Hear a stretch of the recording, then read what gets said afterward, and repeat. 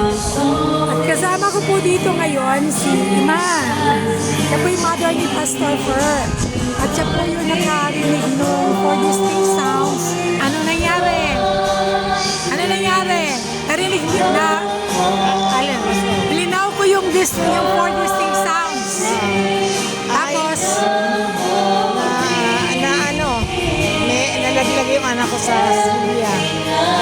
lumayas kasi yung bad spirit, di ba? Kumbaga, hindi siya makapanakit. Ang tinira niya yung Celia. Eh, buti na lang protected si brother ng blood ni Lord Jesus, di ba? Praise the Lord. So, nakita natin ang salvation pa rin ng Panginoon. Amen. Amen.